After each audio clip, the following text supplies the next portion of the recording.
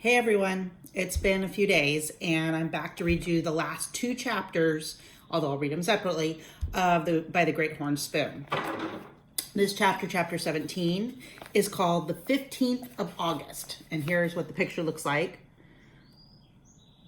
on that title page. All right, the 15th of August. Remember, that's when Praiseworthy was supposed to be fighting the Mountain Ox. Jack very nearly jumped a foot. "By the Great Horn Spoon!" he yelled. "Look, I see it. Pay dirt!" And Praiseworthy exclaimed, "Yeller as can be, boy." The gold revealed itself like bits of sunlight trapped in the loosened earth. The two partners flung their hats in the air in exuberance, and they clasped arms and swung around and around in that oblong pit. "We've done it, Jack, we've done it," Praiseworthy roared. "We've struck it rich." It was a moment before Jack, in his excitement, realized that Praiseworthy had called him Jack. Not Master Jack, just Jack. Plain Jack. The way he'd always wanted it to be. He thought he'd never stop leaping for joy. But then he fished out the golden lump and beat it with a stone, flat as a button. "Come on, Stakes. Let's go. Quick, Jack." Anything would do. Praiseworthy drew his tattered umbrella from their pack and pounded it into the ground and made a fine corner post for their claim. Jack stripped a fallen pine limb with their clasp knife. Praiseworthy measured out 50 feet by strides, which would have given them plenty of elbow room. Soon they had the boundary staked, and Jack ran from corner to corner, hanging tin cans in place. They had their claim as legal as could be. And Praiseworthy began to laugh. Cut-Eye Higgins has done us a good turn in spite of himself. After the first day's washings, Praiseworthy went to Coloma to buy a long tom, and Jack stayed behind with the squirrel gun to keep an eye on things. Within 24 hours, miners had staked claims everywhere around them. The place quickly became known as Gravedigger's Hill. Praiseworthy and Jack worked from morning until night, and they carried pay dirt bucket by bucket down the slope to the sluice box in the river. The hole grew wider and longer. They filled the buckskin pouch and tied it off at the top. Hour after hour, Praiseworthy swung that pick, and day after day, Jack emptied that bucket after bucket into the long tom. Their fortune grew heavier and heavier. "Won't Aunt Arabella be surprised when we walk in?" Jack grinned one night after supper. Praiseworthy smoking one of his long 9 cigars. "Why, we'll be able to use sacks of gold for doorstops." Praiseworthy gazed into the coffee fire, and his fingers touched Aunt Arabella's small portrait buttoned into the pocket of his shirt. She was so far away, a continent away in Boston. He wondered what she was doing at that very moment, staring into the fire, thinking of him maybe? Perhaps. But that was nonsense, he told himself quickly, and he turned from the fire. He must not forget his place as a butler. Once back in Boston, he would take up his old duties again. He reminded himself, firmly born and bred to be a butler.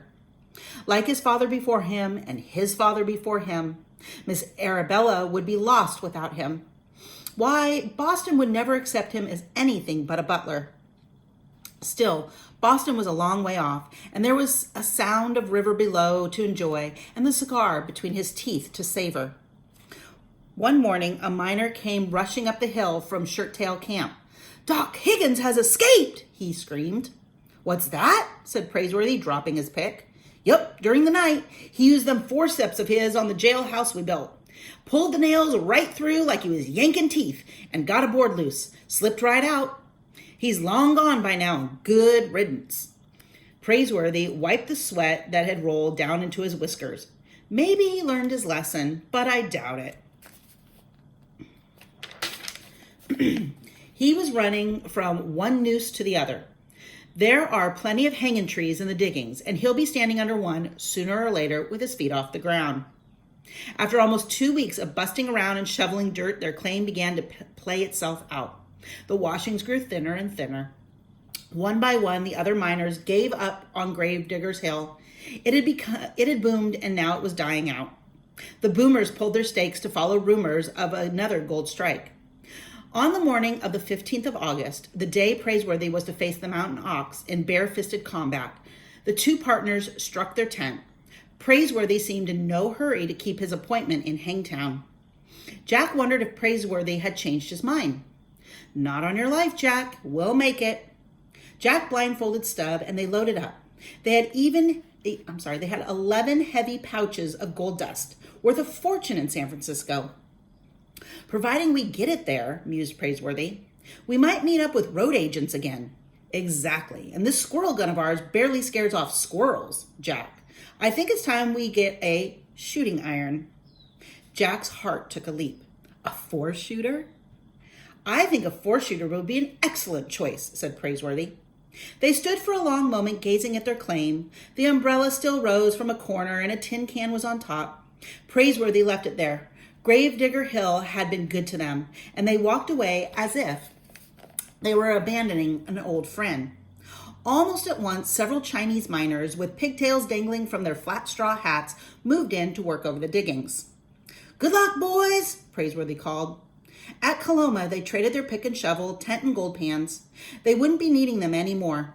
They left Coloma on the stagecoach, each with a revolver tucked into their belt. Jack rubbed his hand along the butt of the four-shooter. He felt invincible. He turned for the last look at Stubb. They had sold him to the justice of the peace. At that moment, the official was sitting in the dust, his legs spread out before him. The burro stood looking very pleased with himself. "I forgot to tell him that Stubb thinks he's a mule," said Jack. Praiseworthy smiled. "I'd say that justice of the peace just found out for himself."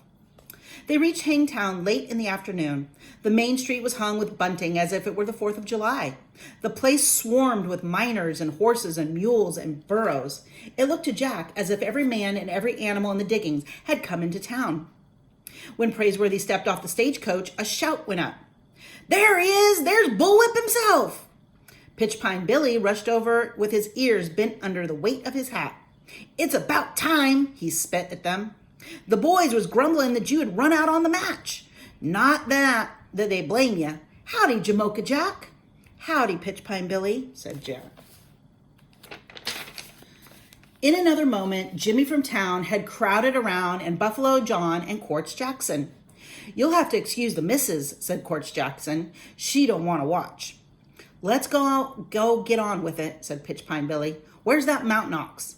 "Eating oysters over at the Chinese Chow Chow," someone answered. "He got hungry waiting around." "Somebody fetch him. Boys, spread out." The miners formed a large circle in the center of the street.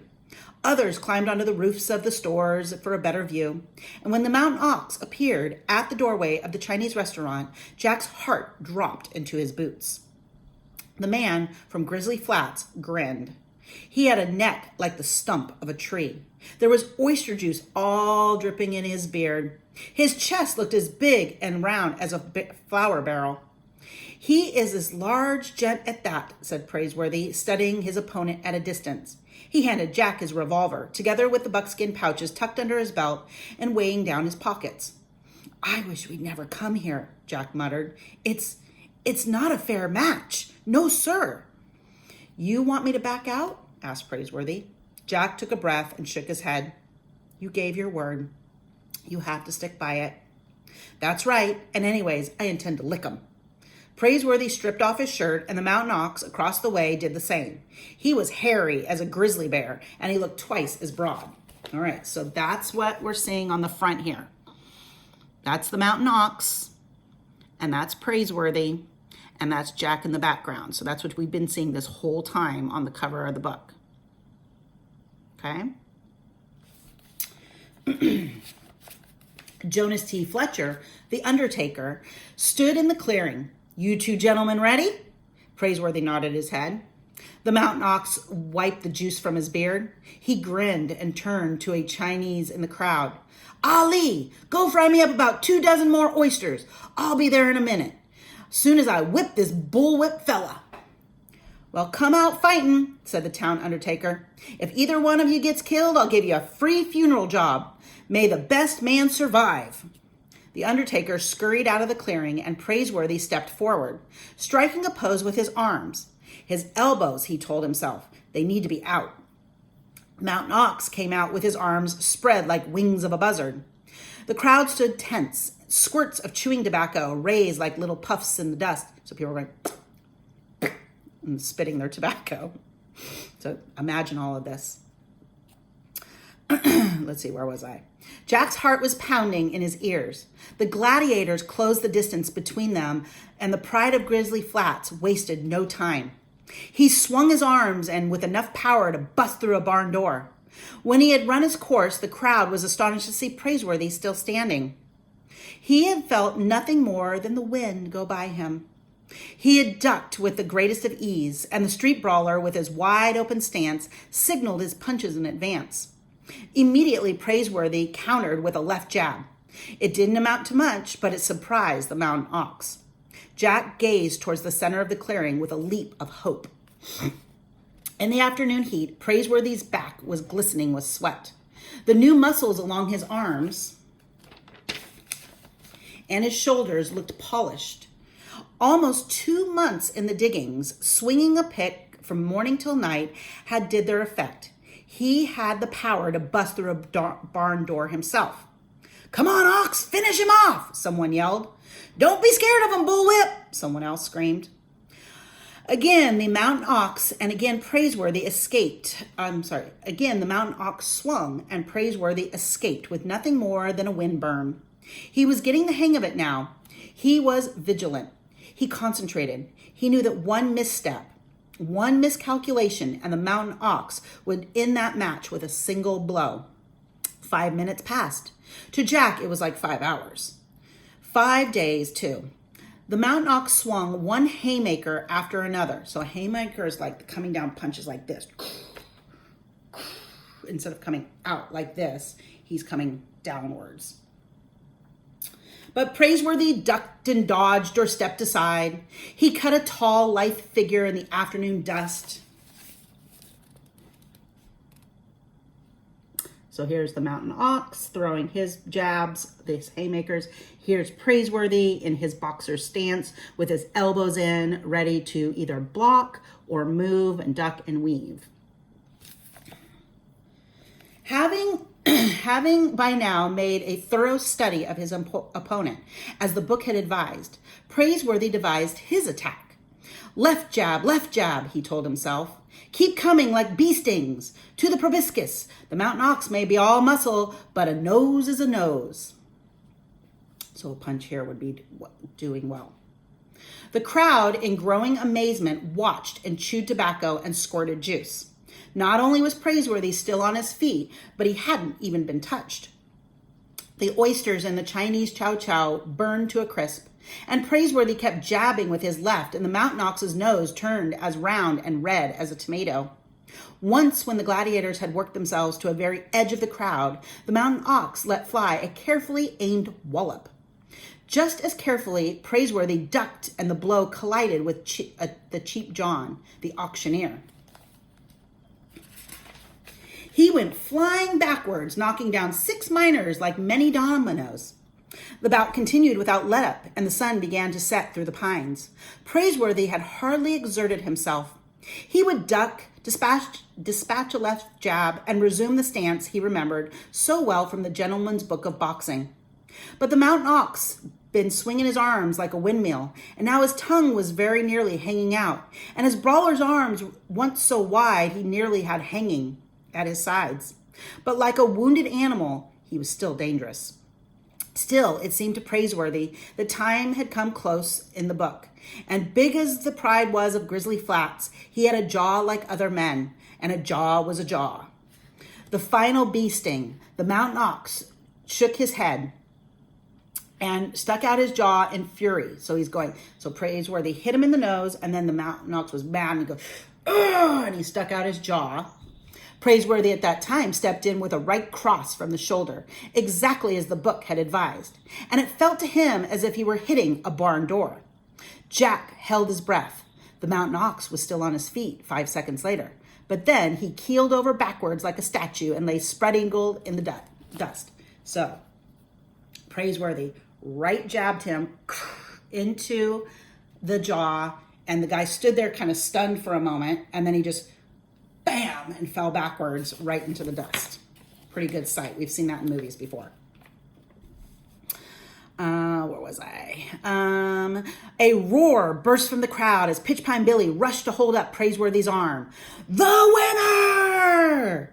I don't know how he done it, but you saw it, folks. The fair name of Hangtown has been saved. Boys, let's celebrate! Praiseworthy pulled on his shirt and Jack handed him his revolver and he stuck it in his belt. The miners were raising noise all around him and the two partners regarded each other, exchanging a silence. So here's everybody kind of excited. Here's Praiseworthy hitting the mountain ox in the face. So that's his face right there. We got all these miners very excited. Okay. Finally, Praiseworthy said, "How was that, Jack? I backed up my reputation fair and square, didn't I?" Jack's face glowed as if he'd swallowed a lantern. He was bursting with pride. There wasn't a man in the diggings he'd rather have for a partner, not Pitch Pine Billy or Quartz Jackson, or even Jimmy from town or Buffalo John. It wasn't a fair match, no sir, grinned Jack. The mountain ox could hardly read or write. Why, he doesn't know a bee from a bull's foot. And that is the end of chapter 17, 17. Oh my gosh. So I will be reading you chapter 18 tomorrow. And it's the end of the book. It's really good. Please stay tuned.